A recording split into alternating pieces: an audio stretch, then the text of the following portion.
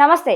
Welcome to our channel. నేను మీ పద్మావతి. ఈరోజు మనతో పాటు సీనియర్ జర్నలిస్ట్ భరద్వాజ్ గారు ఉన్నారు. మరి ఆయనతో మాట్లాడి మరిన్ని విషయాలు తెలుసుకుందాం. మీరు కూడా చూసేసి. నమస్కారం సార్. నమస్తే సార్, మన డిప్యూటీ సీఎం పవన్ కళ్యాణ్ గారు సనాతన ధర్మాన్ని కాపాడాలి, మనమే రక్షించుకోవాలి అనే పదాలు ఏవైతే అంటున్నారో దానికి అనుగుణంగా ఆయన దేవాలయాల్ని దర్శించడం కావచ్చు, దేవాలయాల వైపు వెళ్ళడం కావచ్చు, రెండోది వచ్చేసి అక్కడ పర్యటించడంతో పాటు దేవాలయాల భూములకు సంబంధించిన విషయాల్లో కూడా ఆయన ప్రతి ఒక్కటి కూడా చాలా నిశీనంగా పరిశీలిస్తున్నారు. మరి ఇలాంటిది ఇప్పుడు పవన్ కళ్యాణ్ గారు దేవాలయాలు సనాతన ధర్మాన్ని మనమే కాపాడుకోవాలి, ఆ భూములన్నింటినీ కూడా మనమే రక్షించుకోవాలి అనే ఈ నిర్ణయాన్ని ఇంత కఠినంగా తీసుకోవడం మనం ఏ విధంగా చూడొచ్చు అంటారు? అంటే పవన్ కళ్యాణ్ అనటం వేరు. ఇప్పుడు కుంభమేళా సందర్భంగా ఇది ఒక డిమాండ్ గా ముందుకు వస్తుంది. అలాగే అమిత్ షా దగ్గరకు కూడా వెళ్ళింది డిమాండ్. అవును, అమిత్ షా ఆల్రెడీ ఒక ప్రతిపాదన ఉంది వీళ్ళ దగ్గర, సనాతన ధర్మ పరిరక్షణ సంస్థ ఒకటి పెట్టాలి అని జాతీయ స్థాయిలో ఒక ఆలోచన చేశారు ఆ మధ్య. ఆ ఆలోచన నేపథ్యంలో హిందూ ఆలయాల ఆస్తులని దేవాదాయ శాఖ కంట్రోల్లో ఉంటున్నాయి. అవన్నీ దేవాదాయ శాఖ కంట్రోల్లో కాకుండా ఆ ఆలయాల ట్రస్టీల పేరుతోనే ఉంటే బాగుంటుంది కదా. అంటే దేవాలయాల ఆస్తుల్ని ప్రభుత్వ వ్యవహారాలకు కూడా వాడేస్తున్నారు. అంటే దేవాలయాలకి ఇచ్చినటువంటి భూములు, అలాగే దేవాలయాల్లోకి వచ్చినటువంటి భక్తుల ద్వారా వచ్చే ఆదాయం, ఇవన్నీ కూడా ఇతర కార్యక్రమాలకు కూడా మరలిపోతున్నాయి అనేది ఒక గొడవ జరుగుతోంది చాలా కాలంగా. పవన్ కళ్యాణ్ మాట్లాడింది కూడా అదే దాదాపు. అది తరచూ ప్రస్తావనకు వస్తుంది. అంటే వక్ఫ్ బోర్డు తాలూకా ఆస్తులు ఉన్నాయి, వాటి మీద ప్రభుత్వ అజమాయిషీ లేదు. అలాగే చర్చిల కింద ఆస్తులు ఉన్నాయి, వాటి మీద కూడా ప్రభుత్వాల అదుపు ఆజ్ఞలు లేవు. మరి ఎందుకు హిందూ దేవాలయాల ఆస్తుల మీదే మీరు కమాండ్ చేస్తున్నారు అనేది గొడవ.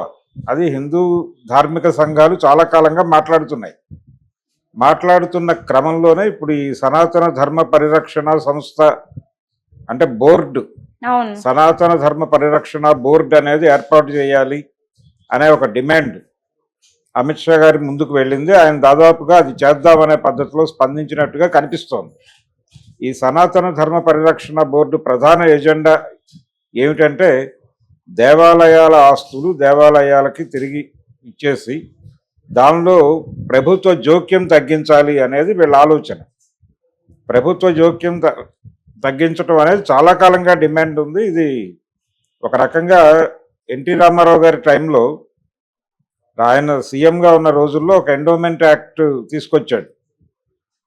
ఎండోమెంట్ యాక్ట్, రామారావు గారు తీసుకొచ్చినటువంటి ఎండోమెంట్ యాక్ట్లో వ్యవహారం ఏంటంటే ఈ దేవాలయాలకు సంబంధించిన అనువంశక అర్చకత్వాన్ని రద్దు చేశాడు ఆయన.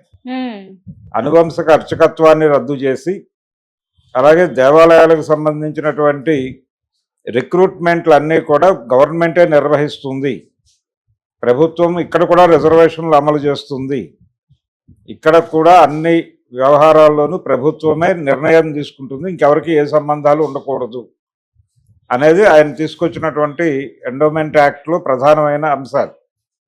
ఎప్పుడైతే ఈ రిక్రూట్మెంటు, రిజర్వేషన్లు ఇక్కడ అమలు చేయటము, అలాగే రిటైర్మెంటు, అర్చకులకు రిటైర్మెంట్ ఉంటుంది, అనువంశక అర్చకత్వం రద్దు, ఇది ప్రధానమైన నిర్ణయాలు. ఈ నిర్ణయాలకు వ్యతిరేకంగా ఆ రోజుల్లో అలంపూర్లో ఒక నరసింహస్వామి గుళ్ళో అర్చకుడిగా పనిచేస్తున్నటువంటి ఒక ఆయన గర్భగుడిలోనే ఉరేసుకుని చనిపోయాడు. ఎన్టీఆర్ తీసుకొచ్చినటువంటి ఈ ఎండోమెంట్ యాక్ట్కి నిరసనగా అది బాగా సెన్సేషన్ అయింది. ఆ టైంలో అర్చక సంఘాల వాళ్ళు అందరూ కోర్టులోనే ఆశ్రయించారు. ఫైనల్గా వైఎస్ రాజశేఖర రెడ్డి సీఎం అయిన తర్వాత ఆ కేసు సుప్రీంకోర్టులో వీళ్ళకి అనుకూలంగా జడ్జిమెంట్ వచ్చింది. ఎవరికి? అర్చక సంఘాలకు అనుకూలంగా జడ్జిమెంట్ వచ్చింది.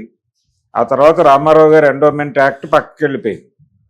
అయితే మొదటి నుంచి కూడా ఈ హిందూ దేవాలయాలకి సంబంధించినటువంటి ఆస్తులు, వీటి మీద వచ్చే ఆదాయాలు ప్రభుత్వాలు ఇతర పనులకు వినియోగిస్తున్నాయి అనేది ఒక ఆరోపణ చాలా కాలంగా ఉంది. అయితే తప్పే ఉంది దీనిలో అనేటువంటి అభిప్రాయం కూడా చాలా మందిలో ఉంది. దేవాలయాల మీద వస్తున్నటువంటి ఆదాయం కేవలం ఆ పుణ్యక్షేత్రాల వరకే పరిమితం కాకుండా వీటితో రాష్ట్ర బడ్జెట్లో కూడా ఇతర కార్యక్రమాలు కూడా నిర్వహించవచ్చు అనే దగ్గర వీళ్ళు పోలిక ఎక్కడ తీసుకొస్తున్నారంటే వక్ఫ్ బోర్డులతోనూ చర్చిలతోనూ పట్టుకొస్తున్నారు. వాళ్ళ మసీదులకు సంబంధించిన ఆస్తులు అలాగే వీళ్ళ చర్చిలకు సంబంధించిన ఆస్తులు కూడా మీరు కలిపేసుకోండి. వాటి మీద కూడా మీరే నిర్వహణ ఆధిపత్యం ఉంటే ఓకే, లేదు అంటే కనుక మాకు ఇచ్చేయండి. ఇది గొడవ. అందుకని ఇప్పుడు మళ్ళీ ఈ డిమాండ్ కూడా అందుకే తీసుకొస్తున్నారు. అంటే మీరు తీసుకుంటే వక్ఫ్ బోర్డు ఆస్తుల్ని చర్చ ఆస్తుల్ని కూడా మీరు కలిపేసుకోండి. వాటి మీద వచ్చే ఆదాయాలను కూడా మీరు ప్రజల కోసం వినియోగించండి. అంతే తప్ప వాటినేమో ముట్టుకోకూడదు, అవేమో వాళ్ళకే ఉండాలి. హిందూ దేవాలయాల ఆస్తులు మాత్రం మేము ఎలా పడితే అలా వినియోగిస్తాం అంటే ఎలా కుదురుతుంది అనేది డిమాండ్. ఈ డిమాండ్ ముందుకు తీసుకురావటం అంటే దీన్ని ఎలా అర్థం చేసుకోవాలంటే, ఇప్పుడు వక్ఫ్ బోర్డు వ్యవహారాల్లో ప్రభుత్వాన్ని ఇంటర్వ్యూని కమ్మని చెప్తున్నారు, వాళ్ళని కంట్రోల్లోకి తీసుకోమని చెప్తున్నారు. అలాగే చర్చలను కూడా కంట్రోల్లోకి తీసుకోమని చెప్తున్నారు. ఇప్పుడు దేవాదాయ శాఖ రద్దు చేయటం కాదు, వీళ్ళు బయటకు దేవాదాయ శాఖ రద్దు అనేది మాట్లాడుతున్నారు, కానీ వీళ్ళందరూ వీళ్ళ ఒరిజినల్ ప్రోగ్రాం వక్ఫ్ బోర్డు ఆస్తుల మీద ప్రభుత్వ అజమాయిషీ రావాలి, వక్ఫ్ బోర్డు కార్యకలాపాల మీద ప్రభుత్వాల అజమాయిషీ ఉండాలి. వాళ్ళకేమో మైనారిటీల పేరుతో చాలా హక్కులు వదిలేశారు, అలా వదలకూడదు, ఏదైనా మతమే కాబట్టి వాళ్ళని కూడా కంట్రోల్లోకి తీసుకోండి, అలాగే చర్చలను కంట్రోల్లోకి తీసుకోండి. ఇది ప్రధానమైనటువంటి అభిప్రాయం వీళ్ళకి, అది కావాలి అని కోరుకుంటున్నారు. ఈ రోజున సనాతన ధర్మ ప్రచార బోర్డు ఏర్పాటు గురించి, హిందూ దేవాలయాల ఆస్తుల పరిరక్షణ పేరుతో వీళ్ళు చేస్తున్న ఆర్గ్యుమెంట్లు ఇవన్నీ కూడా మైనారిటీలను కంట్రోల్లోకి తీసుకోమనే డిమాండ్లో భాగంగానే చేస్తున్నారు. మైనారిటీలను కంట్రోల్లోకి తీసుకోవటం, మైనారిటీలను భయపెట్టడం అనేది హిందుత్వ శక్తులు చాలా కాలంగా చేస్తున్నటువంటి ప్రోగ్రాం. ఈ దేశంలో ఉన్నటువంటి మైనారిటీలు అంటే వాళ్ళు సనాతన ధర్మం అనేది ఎందుకు ఎజెండాలోకి తీసుకొస్తున్నారంటే, మెజారిటీ మతం హిందూ మతం ప్రమాదంలో ఉంది అనేటువంటి ఒక అభిప్రాయం వాళ్ళకు ఉంది. దీన్ని ప్రచారం చేస్తున్నారు విస్తృతంగా. హిందూ ధర్మం ప్రమాదంలో ఉంది, హిందూ మతం ప్రమాదంలో ఉంది, అది కూడా ఎవరి నుంచి, మైనారిటీస్ నుంచి. వాళ్ళు విపరీతంగా మత మార్పిడులు చేసేస్తున్నారు, చాలామంది అటు వెళ్ళిపోతున్నారు. ఇప్పుడు ప్రపంచంలో ముస్లిం జనాభా అధికంగా ఉన్నటువంటి దేశాల్లో భారతదేశం 2వ స్థానంలో ఉంది, ఇండోనేషియా తర్వాత ఇండియానే ఉంది. కాబట్టి ఇది ఏదో ఒక రోజున మొదటి స్థానంలోకి వెళ్ళిపోయి ఈ దేశం ముస్లిం దేశంగా మారిపోతుంది అనే ప్రచారం కూడా వీళ్ళు చేస్తున్నారు. అయితే ఇక్కడ ఉన్నటువంటి జనాభా లెక్కన చూస్తే వాళ్ళు ఇప్పటికీ మైనారిటీలుగానే ఉన్నారు. నిజంగానే మత మార్పిడులు జరగలేదు అని ఎవరు అంటలేదు, కానీ జరిగినవి చాలా తక్కువ సంఖ్యలో జరిగాయి. మతం మారిన వాళ్ళు కూడా వాళ్ళ ప్రయోజనాల కోసం మారారు. అంటే కింది కులాల్లో చాలామంది అటువైపుకి వెళ్ళారు. ఆ వెళ్ళిన వాళ్ళు కూడా బతకలేక మళ్ళీ వెనక్కి వచ్చారు. ఎందుకు వెనక్కి వచ్చారంటే, ఇక్కడ భూస్వాములందరూ కూడా హిందూ మతం భూస్వాములే.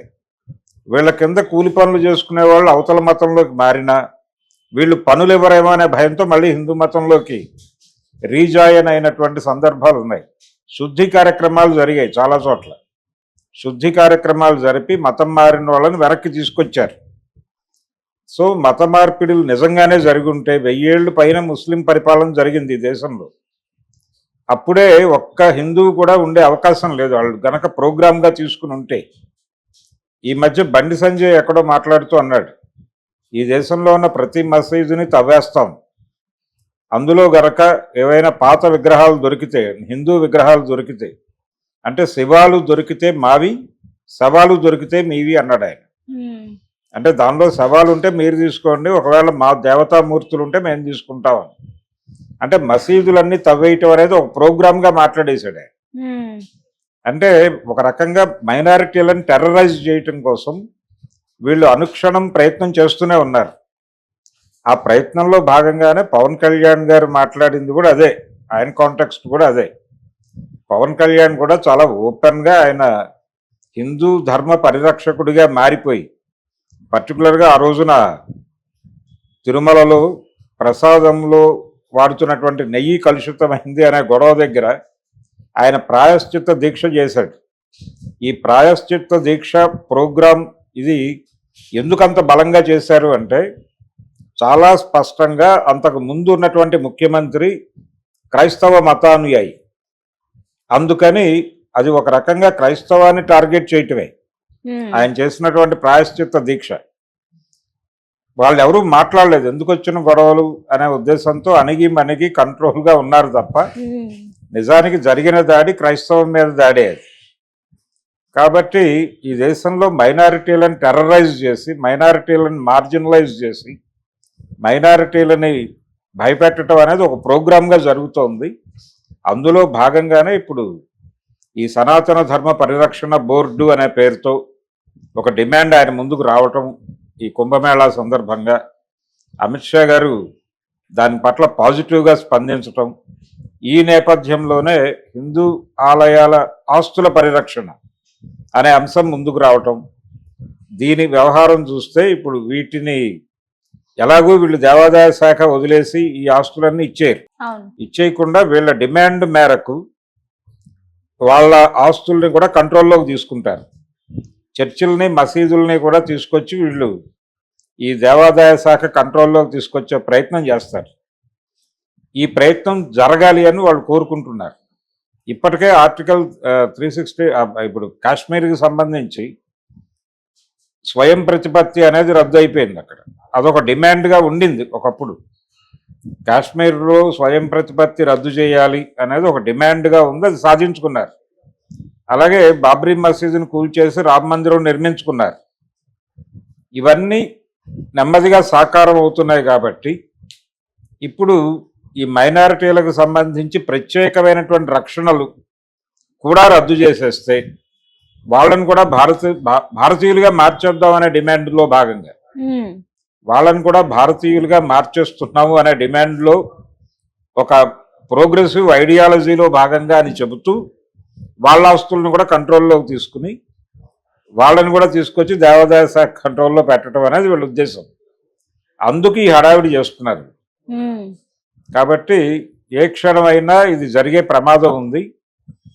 మైనారిటీ మతాల వాళ్ళు కొంచెం అలర్ట్గా వ్యవహరించాల్సినటువంటి అవసరం అయితే ఉంది. ఇప్పుడు చర్చిల ఆస్తులు అలాగే మసీదుల ఆస్తులు కూడా పట్టుకొచ్చేసి ప్రభుత్వ కంట్రోల్లో పెట్టడం కోసం జరుగుతున్న కార్యక్రమం.